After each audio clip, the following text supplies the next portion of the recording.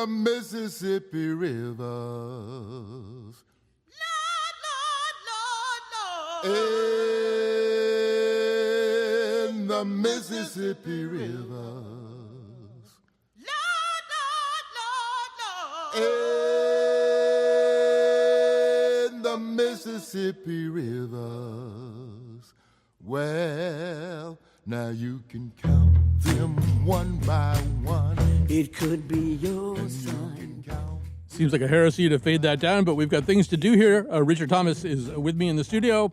Emmy Award-winning and Tony Award-nominated actor. He's performing Mark Twain tonight at Theater Works in Hartford through August 24th. I must tell you that every seat is, I believe, sold, but that doesn't mean you can't get on a waiting list or walk up there or rob somebody right in front of the theater, take their tickets. You have options. So, Richard, Mark Twain Tonight is believed to be the most performed one-man show in the history of theater. I don't think the workload has been fairly shared so far. Hal Holbrook did more than 2,300 performances. I think Thursday night is number 3 for you. So That's right. It's going to take a while. Look, my odometer has got too many numbers on it for me to think I'm ever going to catch up with Hal. So they got a lot more performances in my rearview mirror than up ahead. But first of all, what was that music you were playing? it's a Mavis Staples thing. I'll give it to you. Oh, my goodness. I'll give you the citation at the Thank end. you. Yeah. Oh, thanks for starting with that. No, I'm not trying to catch up in any way. I mean, Hal did this show, who I knew quite well, Yeah. and we were very fond, and it was a lovely relationship. He did this show for about 50 years. Mm-hmm. The only advantage I have on Hal is that he was 30 when he started Right. doing it, and I'm already the age that Twain is supposed to be Right. when he gives this particular lecture. So I got, I don't have to do any applications and put on any age spots or wrinkles because they're already there. Although I want to talk about that because I'm watching Tuesday night, and the first thing we see is you walk out on stage as Mark Twain. But you don't walk the way you walk. You walk, I think, the way you think he might have walked. There's a little hitch in his get along. Yeah. There's a little sign of his age. The physicality, you and Twain might be roughly the same age. Well, yeah, I'm a little older than he was. Yeah. He's 71 when he gives this lecture, Yep. and I'm 74 now. I just try to walk the way I do when I get up in the middle of the night to go where we have to go. That's the walk I'm using. Yeah. Also, he had a sort of side to side gait. You can see it in the one piece of footage on him, and he talks about it. How Yeah. he walked like he was on a ship, like rocking ship, and he and I can't do too much of that because I don't want to over characterize it. But for coming out, it really should look like an old man coming out on the stage. I think also, to me, a bunch of questions sprang up in my mind right away, which is kind of how many people are out on stage right now. Richard Thomas is out on stage. Mark Twain is out on stage. But there's also Sam Clemens. Oh, yes. And by this time in his life, he's been through the annus horribilis where he went bankrupt and Susie, his beloved daughter, died. Yep. Pretty close Yep. chronicity there. And then, since then, Livy has now died Yep. on a trip to Florence. Yeah, he's his beloved bereft. wife. Yeah, and I'm just wondering about that because you're, in one way, incarnating the Mark Twain who went around enchanting and invigilating audiences. I'm wondering what you're thinking about the guy who's under there. Well, excuse me. It's my morning theater voice. It's a great question, and as he got older and suffered more personal tragedy, and as his social consciousness evolved, and he became more and more impatient with the injustices and absurdities that he saw around him, his view of mankind, not even on the personal, but his view of mankind at large got darker and darker. I mean, Livy would say, youth, this is too dark for people. They don't want, and there's no way to really talk about it in terms of his family life, but I wanted to be sure that there were sections included in this version that reflected his real dissatisfaction with the human condition and with the human race. And as he says, I'm people call me a pessimist in my old age, but I'm not. I'm an optimist who did not arrive, because he was essentially an exuberant, life-filled person, but this jaundiced view of humanity really needs to be reflected And so we have some stuff in there that reflects that, I think. I wonder if you also think that one reason he's doing this is because he needs to, because living. I identify this with, if people knew what was going on in my life right now, they'd be kind of surprised I'm on the radio. But I'm on the radio partly because I feel better doing that. Right. And I wonder about that too. Like, he could be sitting alone thinking about how sad he was without Livy and how disgusted he was with the human condition. But instead, he's out there making people laugh. And I'm wondering if he kind of needs that. There's nothing like applause and laughter. Nothing. All three people are saying that at the same time. Richard Thomas, Sam all Clemens, at and the Mark sa- Twain. and Hal. Yeah. Every time a joke lands, I can hear Hal on my shoulder going, "Yep, you got him. That's great." Or wait a minute, hold a little longer, and you'll get it next time. Right. He always complained about having to go out on the road. He loved his family life. He loved his family. One, he had to do that worldwide tour because he was bankrupt. He had to work off the bankruptcy. But so he was always complaining about, I never want to go out again. I never wanted to do it again. But once he got on the road and was enjoying audiences and working on his material, he was happy. And he would write letters home to Livy saying, I got him tonight. They were right in the palm of my hand. Or this is the stupidest city I've ever been in. These people don't understand anything, which is very much the way you feel when you're on tour with a play. I've done a bunch of touring and I can identify. Yeah, and you are going to be doing quite a bit. The tour for this is already beginning to be laid out. You're going to be on the road for quite a while. I'm on the road this time out until the end of February of next year. We got about 48 cities. The interesting thing about this for me is this is a performance piece about a performance piece. Yes. Right? What I'm doing, there are one person shows about historical characters which are written in the voice of or whatever, but this is I'm actually doing what Twain did, using many of the pieces that he used. So I'm literally doing, and by touring it, I'm actually doing what he did and what Hal did. So it's kind of a wonderful feeling to be, in a way, having that experience. For instance, we have a set in Hartford, right? And which is very much like what Hal used.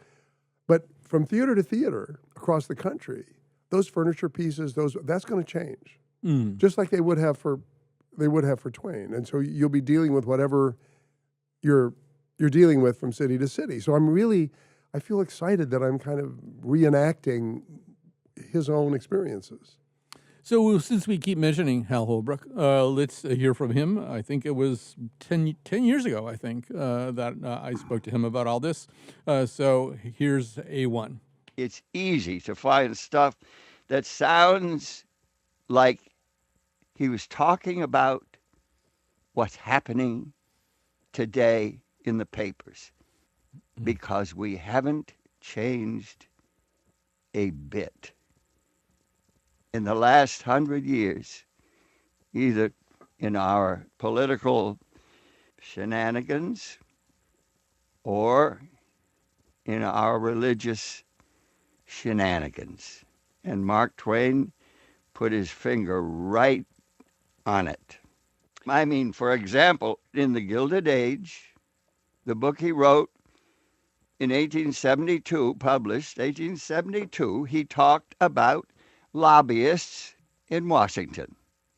And he called the lobbyists our invisible government in Washington. We have a democracy of people, all of us, in this boat together, who are angry at each other. And that is just a terrible shame. We cannot move forward if we're angry at each other. And we're living in a very dangerous world that is breaking apart all around us. And we got to come together and remember who we are and not go fighting each other this way, because it just doesn't work. So that's Hal Holbrook on this show, I think just a few weeks before his 90th birthday. I think he also did Mark Twain Tonight here in Hartford on his 90th birthday. Yeah, that's right. But just talking to you before the show, you're having the same feelings. He's talking in early 2015, so some of the things that really color our world these days hadn't quite happened, although the stage was all laid out for them to happen. Twain is eternally. I don't really. I think sometimes the relevance of a work of art is irrelevant in a way, kind of to what makes it good. I mean, what makes Twain's relevance more than palatable, but makes it go in deep is that he's always tries to find something funny to say about it, because humor opens the door and makes us receptive. So it's fantastic. Like he said, humor is mankind's greatest blessing. You can tell by listening to Hal that there's an awful lot of Twain. That I don't know if Hal took over Twain or Twain took over Hal, but you can hear it in there. And of course, he had the wonderful advantage, which I'm now beginning to experience, of, and apropos to your playing this, of getting to know this person that you're playing, because one of the most beautiful things about Twain is that he was open about all of his contradictions. He was the first one to talk about his vices. He was the first one to talk about being lazy and intemperate, and so you really feel like you know the man, and hopefully the audience feels a sense of intimacy with who he is. Yeah, I think what you're saying too, and this connects back to what you just said about humor, how humor kind of opens the door to a more serious conversation. But I've always believed about Twain the way I believe about a lot of kind of mercurial presences in American life, whether it's Will Rogers or H.L. Mencken or Walt Whitman. All of these people had some real flaws. Sure. And one of the things that made their words, their important transformative words, more powerful than the words of a very well-meaning universalist abolitionist minister touring the country giving speeches, is they had the demons are there. Yes, that's you right. know? That's exactly right. Yeah. We can relate. You know, I mean, Twain is evergreen because he is absolutely us in all of our contradictions. The evolution of his social consciousness, it mirrors ours. The evolution of Huckleberry Finn's social consciousness mirrors his. So it's just always relevant. I mean, for instance, here's a man who missed no opportunity to attack big money, corporations, all of the titans of industry, but who spent his entire life wanting to be a mogul and a wealthy man. And this is a great American contradiction. You know, we don't.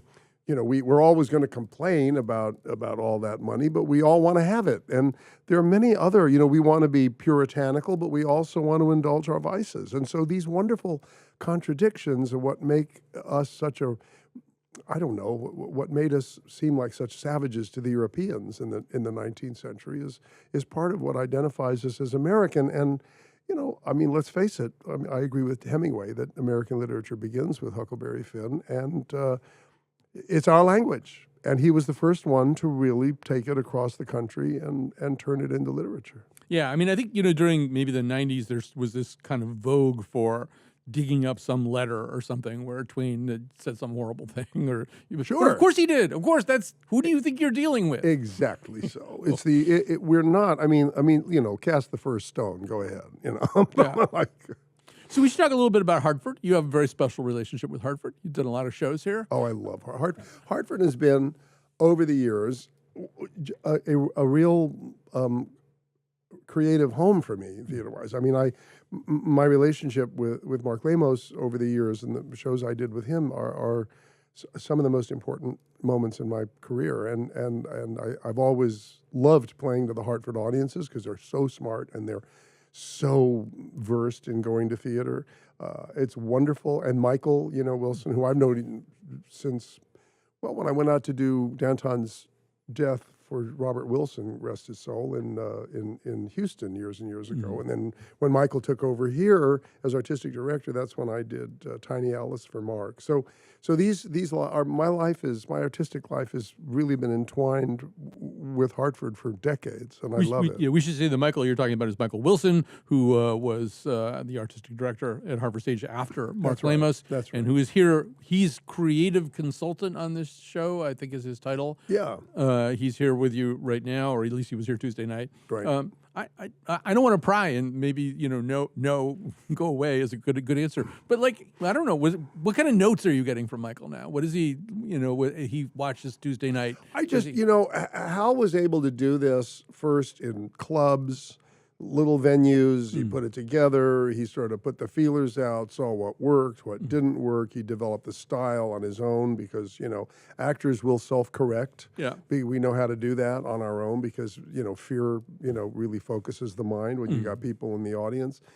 But I don't have the luxury of that kind of time, Yeah. And so when we got in touch with Michael, I said, "Look, I just need I need a pair of eyes. I really do. I need to know how's it going, how's it landing. What do you think about this piece of material or that?" I mean, there's no script for this. Hal, it's Hal's piece of work for sure, because he created bridging pieces and modified certain things and cobbled together different pieces of Twain to make larger sections.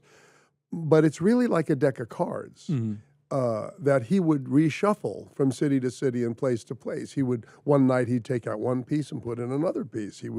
And I haven't had the luxury to learn all of this yet. So I sort of had to create a script for myself based on Hal's material. And hopefully as it plays and I begin to learn other pieces, I can start to switch things in and out and have the kind of fun with it that he did. It's a wonderful thing because it's absolutely Hal Holbrook's Mark Twain Tonight, but it's not a conventional play. It's a very open system. It's an open piece, and that's very exciting. And I really hope I'm not the last actor to do it. I mean, it's, as far as I'm concerned, the minute another actor does a piece of work, it's in the repertoire. Yeah. No, I think the next person will actually be AI or something when you're done. I wonder what Twain would have said about AI. Yes. I think we could probably guess, but who knows? He's unpredictable. I There would is, imagine. speaking of that idea that you'll have sort of modules that you can move in and out, Yeah. as Holbrook did. I mean, there is right now like a 4-joke Hartford sequence, which I assume isn't going to Wausau, Wisconsin, or Orange, Texas. That's a great thing. I mean, he may not be a native son of Hartford, No, but he is he's- certainly an adopted one. Yeah. And he wrote this wonderful thing about when he did one of these things in Hartford, and so we had to put it in. Some of that will work in any city, Yeah. but he went everywhere.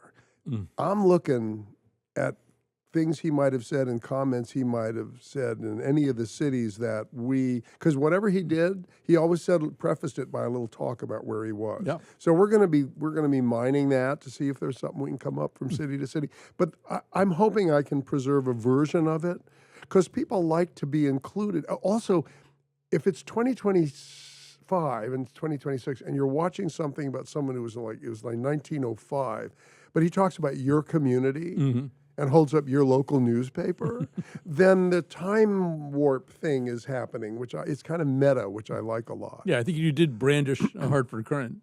I certainly for a second or did. two there. Absolutely.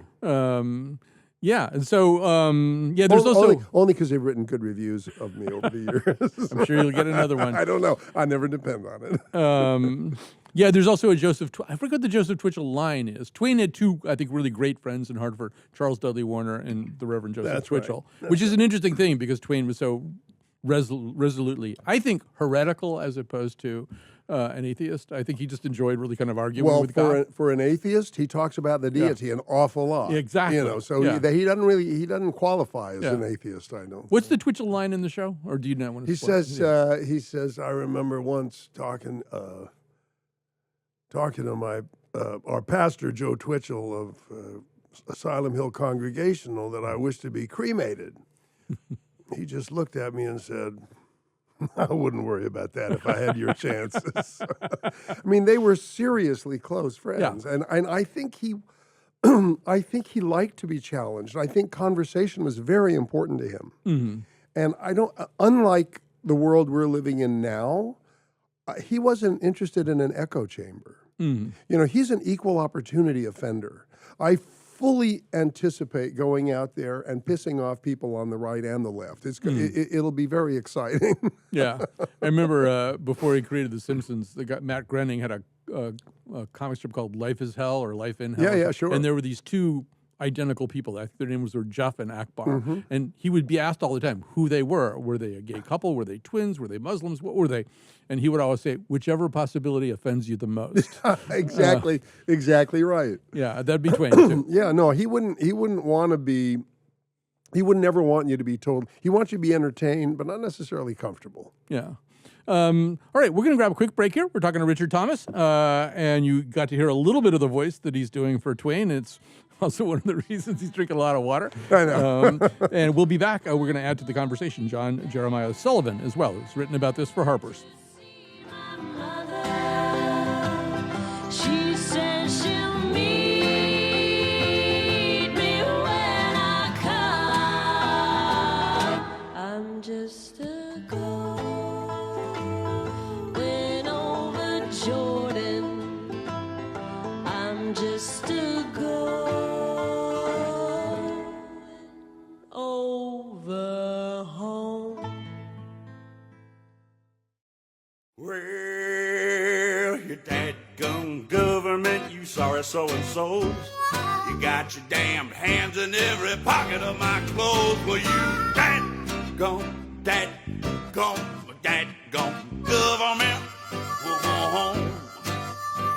Oh, don't you know, oh, don't you love them sometimes?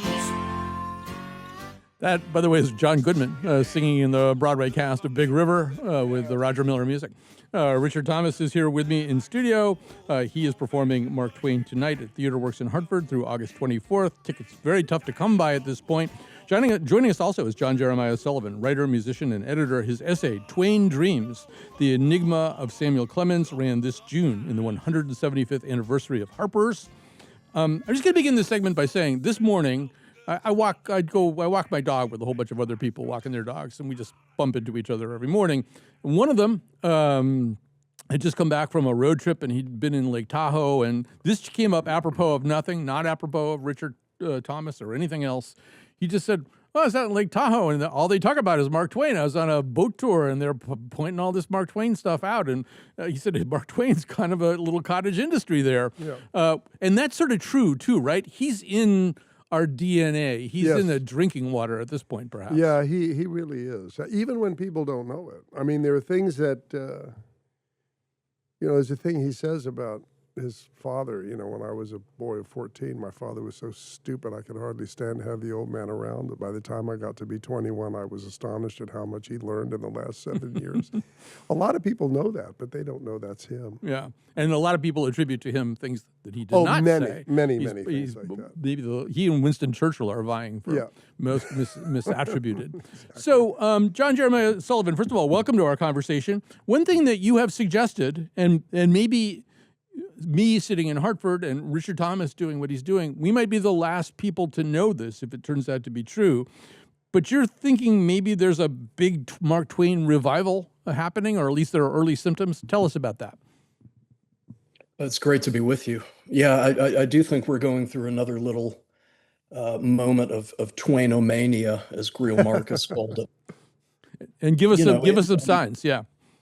Well, this is one of them here, that Richard Thomas is bringing this great stage play back to life. I grew up listening to the vinyl recording of Hal Holbrook doing it. My father used to play it. My father was a Twain fanatic who would actually wear the white suit and everything on Twain's birthday. But we've had Percival Everett's novel, James, won the National Book Award.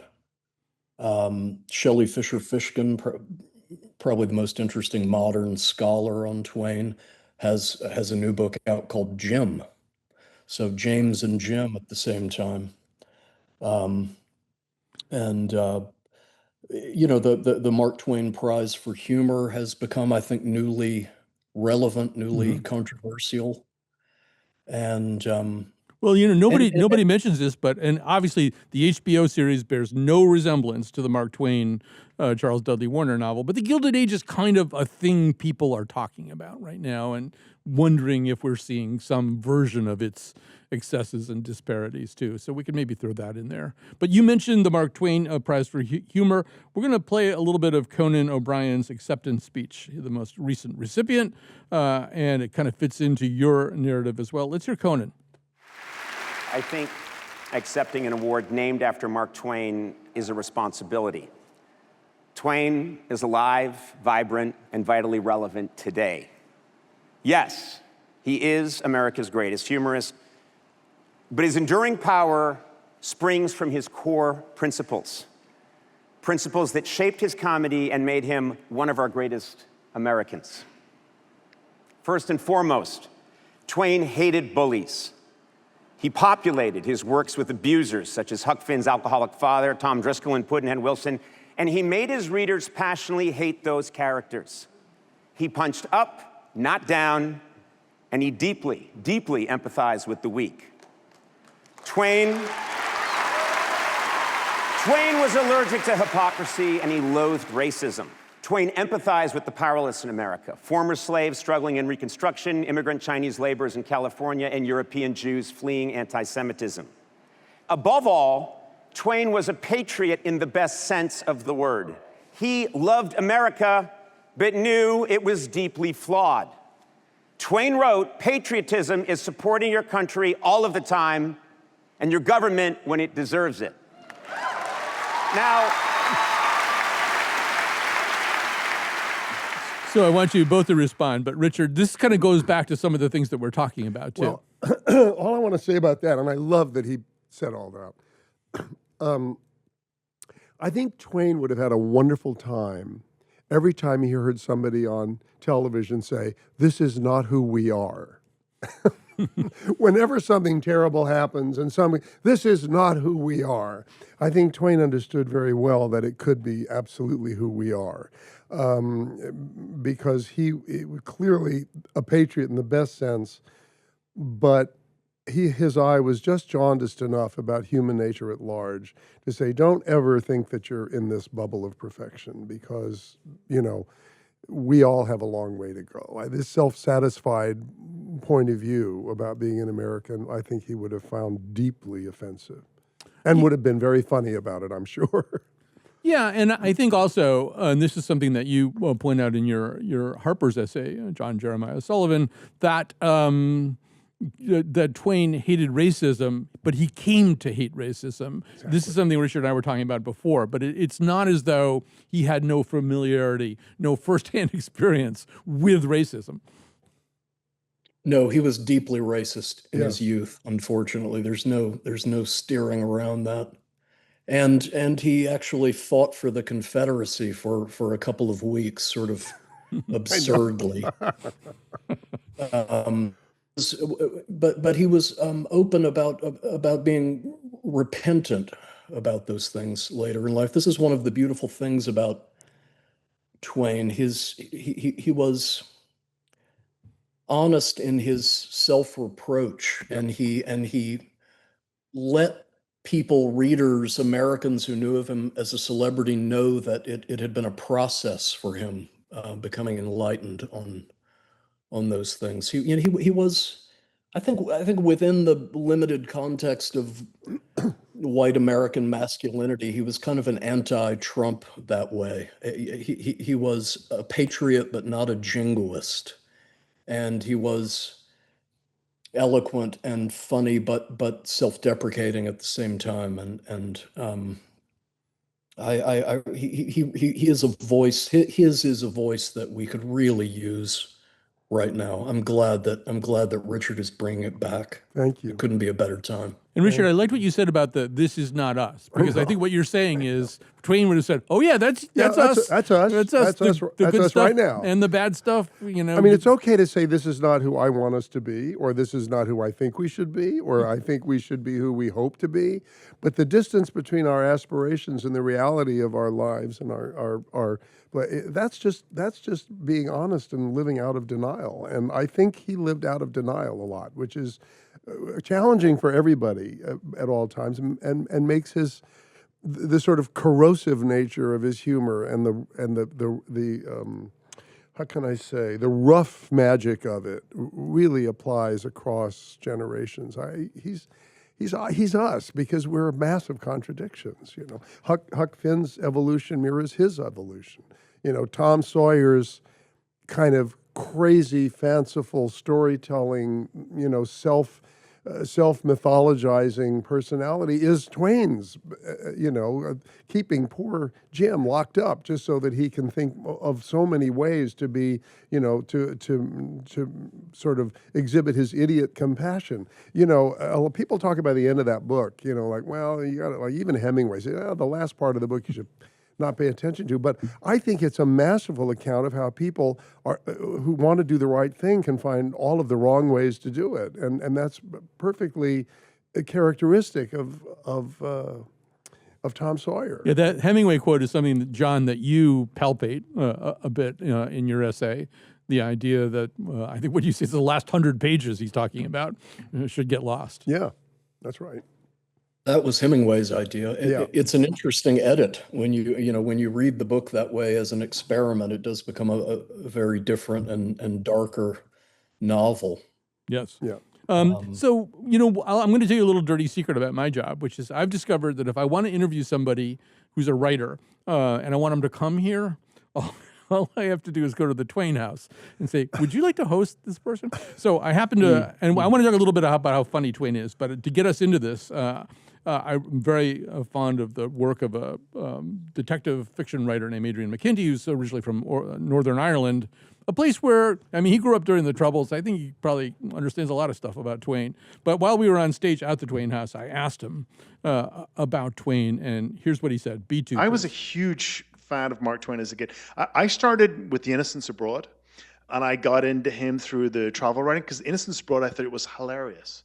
I got in through all the nonfiction first, and then I got in through the fiction. But I still have a lot of affection for Roughing It, Innocents Abroad. Yeah, that's the stuff I love. Just so funny. And Innocents Abroad is laugh out loud funny. I mean, people say, oh, nothing dates like humor, you know, stuff that was funny 50 years ago won't be funny now. And that's not true. It's hilarious still. There's a short story he wrote called A Short Story About George Washington's Boyhood. And he never actually gets to the short story about George Washington's boyhood because he talks about how he's trying to learn the accordion. It's so side-splittingly funny. So I want you both to talk about that a little bit too. I mean, you're getting a really firsthand sense of how funny and what's funny. Well, you know, you're going to get different laughs on different nights. But first of all, if you want to do a show, you got to trust the material, right? So, I mean, I adore Twain. I'm learning so much more about him now than I ever knew before. And I really am excited to have him as a companion for the next, I don't know how long it's going to be, but I can keep going deeper and deeper because you can go deep with him because he puts it all out there for you. And what he doesn't, all this multiplicity of biographers can help you with. But, you know, there's a part of you that wonders, okay, are they going to laugh at when he says about Noah trying to cram all of these animals into one seagoing barn? And he says, you know, it was like trying to do the St. Vitus dance with a wooden leg. You go, are they going to bite? Are the fish going to bite at that? You know, yes, they did. You know, and after a couple of nights out there with this is just 2 shows we've done. You know, that material absolutely, it's still landing, and I don't know, man. He knew the secret. I mean, John, you've read about just being made to laugh by the word moistened, just the way he uses that. Yeah, I wonder if that's not partly what Hemingway and Faulkner had in mind when they made those otherwise kind of hyperbolic statements about Twain being the beginning of American writing. There were great writers before him. I mean, you know, there was Melville and Emily Dickinson and Hawthorne and Whitman, but you'd have a hard time finding good laughs in those writers. And Twain is funny in a way that we can still hear and still respond to. And yeah, I mean, the moment you're talking about is a fascinating moment in his career. It was when he was a river pilot on the Mississippi. Yeah. And he was writing under not under the pseudonym Mark Twain, but under the name Sergeant Fathom. And he was writing these wonderful parodies of official reports on river conditions that the other pilots would contribute to the different newspapers along the Mississippi. And they were very kind of overconfident about what the river was going to do, in the coming days. And yeah, that was one of his lines was, that I predict that there will be flooding at this point on the Mississippi that has not been moistened by the river in decades or something like that. And it just immediately, that one word just cut through a century and a half of time and made me laugh in my chair. Yeah. And he still has that. You used the term rough magic a little while ago. He still has that, and that's a special thing for that to last in a writer. Well, when William Carlos Williams wrote about the wheelbarrow, I mean, he was doing something like when we hear the vernacular his genius for dialect, that elevates just common talk in a way that I think even, Melville and all of our greats who came before him they weren't quite interested in that. I mean, the European model, I think, was still very important in so much of the wonderful early literature in our country. I have to share I know what you mean, although sometimes. Go ahead. No, I was just going to say sometimes it is easy to overstate that a little bit, and I've had to be educated on this by a really interesting man named Matt Seybold, who's at the Center for Mark Twain Studies in Elmira. And he responded to me after the Twain piece came out in Harper's and said, some of that kind of some of that urge that a lot of American writers have felt to position Twain as the fountainhead, the beginning of was it had very specific cultural forces behind it. There was actually a kind of government CIA effort I mean, the CIA didn't exist yet, but in the 20th century, there was a very specific kind of cultural effort made to elevate Twain, because he was seen as the kind of American sensibility we needed to project to the wider world. So, for instance, you even find bizarre things like Henry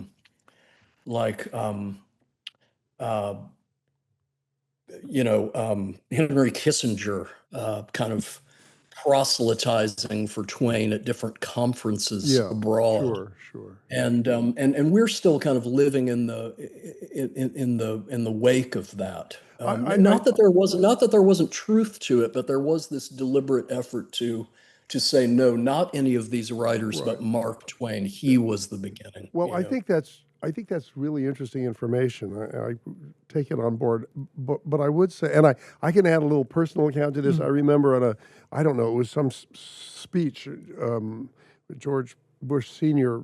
referred to the Waltons, and we need to have more families like the Waltons, forgetting that the Waltons were New Deal Democrats. But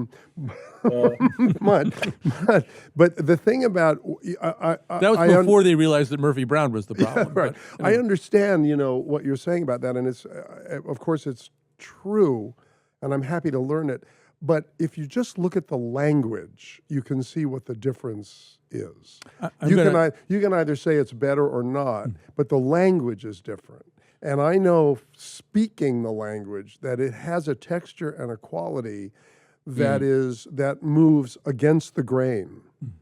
And I think his moving against the grain is part of there's a lot of sand in that oyster, and it is different. I think you're totally right. He took the American idiom, true idiomatic speech, and said, this too can be a literary language. Right. Yeah, and that's the argument too, that American literature up to that point was kind of imitative, was kind of, trying to be European. Yeah, I mean, we would never say that about Whitman. No, Or about never, Mandeville. never. Whitman's my boy. Never about, All right, never about. we got to grab a quick break But here. the point stands. Yeah. you know. Yeah. So for I got to interrupt here, and we got to grab a really quick break. We're going to be back with both of these wonderful guests in just a second or two. Hail is coming. Hail is coming. Hail is coming. Hail is coming. We're back. I got to say some quick thank yous. The first one is to the person who just counted me in there. That's Dylan Reyes, the maestro. He's our technical producer. This episode is produced by Jonathan McPants. And we also have on site, we only have one person here who is an extrovert and has any social skills at all. And that happens to be our boss, Robin Doyen-Aiken. And she's been running around actually, acting like somebody who has a functioning social skills and also helping out. And she even brought Richard a cough drop. Which we're going to auction off the remainder of the cough drop for public broadcasting at a future date. That's gross. Also want to thank Catherine Plutnicki at the Theater Works, who helped out and did a lot of back and forth with us getting ready for it, and I think also drove Richard Thomas here today. And the amazing Howard Sherman, who gave us deep background about Richard Thomas. No, we're not using any of it, but no, he's great. We like him very much and know him very well. John Jeremiah Sullivan is with us, writer, musician, editor. You really do want to read his essay, Twain Dreams, The Enigma of Samuel Clemens, in Harper's. And of course, Richard Thomas is here, Emmy Award-winning and Tony Award-nominated actor, played all kinds of iconic roles, and is now playing Mark Twain in Mark Twain's Tonight. So one of the things that we talked about a little bit when we were talking about the possible Twain-naissance that might be going on right now is Percival Everett's book. He was in the studio a while back, sitting roughly where Richard is sitting right now, and he did talk a little bit about exactly the thing we talked about before, the ending of Huck Finn. Let's hear what he says, C1. I think he would recognize the fact that his depiction of Jim was wanting and that he failed to render him as a complete person. But his job in telling his story was not about Jim. He was writing a story about an adolescent white boy moving through the landscape of America. Huck Finn is a failed novel. It occupies rightly a huge spot on our literary landscape. It's the first time that you have a character representing an adolescent America. The United States is he's talking about pre-Civil War. It's a young country. It's the first time we have a look at the most defining feature of the American experience from its inception until now, which is race. And so in that way, it's really important. He makes an interesting point there, Richard, which is that we think of him, sort of on or around 1900, but the voice of Huck Finn really is the voice of a very much younger America. Absolutely. And it is a story from a particular point of view, which is really the whole point. It's like we would talk about, people who push back a little bit on To Kill a Mockingbird, right? Because of To Kill a Mockingbird is actually a story of a white family having its first real encounter with black trauma, right? So everybody cannot be as fully formed from Huck's point of view, and of course, from Twain. I mean, you can't. You really can't fault the pioneers for the land that they didn't get to. You have to. It's a mistake, I think, to throw that baby out with the bathwater. The people who were first and early, if they don't cover all the territory, I'm not sure they should be faulted for that. John, do you want to react either to Richard or to Percival Everett? Yeah, that's a really interesting little cluster of subjects there. I think I know that Percival Everett admires Twain very much. He's spoken and written about that, and it's interesting to hear him call it a failed novel. It reminds me of what Faulkner said about the novel as a genre of necessary failure, and that what we ask of a great novel is not did it succeed, but how large was its failure, and did its failure enlarge us? And I think that's certainly the case with the adventures of of Huckleberry Finn. Yeah. And interesting too to hear Everett talk about America itself as having been adolescent at the time. Right. Yeah. That's very acute. Yeah, it is really interesting. So, just to build on that a little bit, one thing I started thinking about today is, are there any kind of plausible modern analogs to Twain, and what would that entail?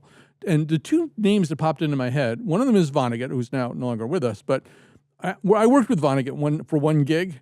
And I mean, he had that quality that I think that you're both talking about. Twain would consider it a disappointment if he didn't piss off, a third to half of his audience on some given night. Vonnegut's a little bit the same way. The other person I think of is Randy Newman, who writes songs that really get into our discomfort about race and injustice, and isn't afraid to be misunderstood. He has these unreliable narrators. But when you think about that, it's a hard thing to do these days because there's so many constituencies who want to jump in and step on whatever you're saying.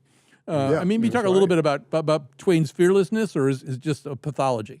Well, I think I sure wish he were here now. Like I wish George Carlin were here now. Wouldn't that be great? Wouldn't you want to hear that? Loss. Wouldn't you want to hear that act? What a loss! I couldn't agree more. We are walking on such eggshells, and humor is always an early victim, and the eggshells are being scattered by everybody. Not but somebody's got to be right. If I had to vote, I think Dave Chappelle is probably. Oh, absolutely. Yep. I completely agree. Yep. I totally agree. Yeah, you described the thing he did at the Twain Awards where he just put his face. It was your piece where I read that, right? Where he puts his face right next to the statue. Right down next to Twain's, and gave an enigmatic smile of some kind. But he also, I learned this from one of your producers. Actually, he did include a bit about Twain in that speech when he accepted that award, or at least in one of his stand-up performances from earlier that year. And it's really funny because he talks about. Well, it's bizarre actually. He brings out the same idea that Percival Everett wound up.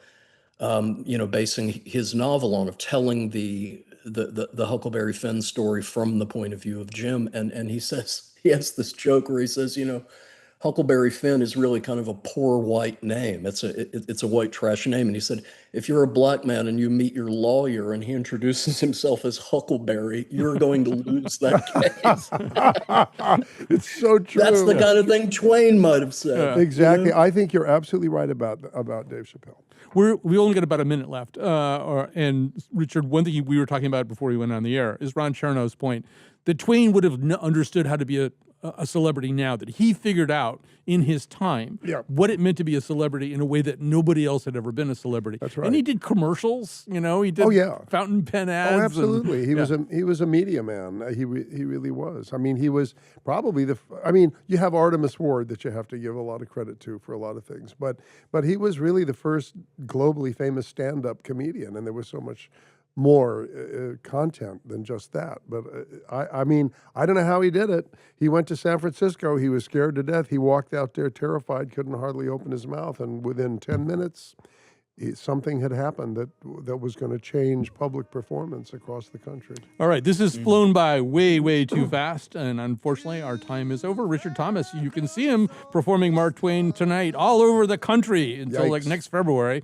So just be like the Grateful Dead fans and just follow him around.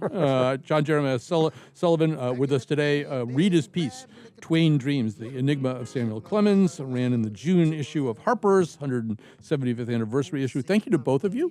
And we will say goodbye. We're coming back tomorrow, actually, with a conversation about the future of magazines, which kind of fits.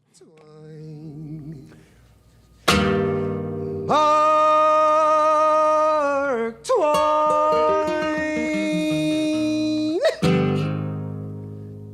No fathoms of the starboard bow. Look out, skipper, pull it to the side. You gon' bust your bow and split your hide. Ooh, great God, we done run aground. Skipper gon' chase me with a big bloodhound. Mark Twain.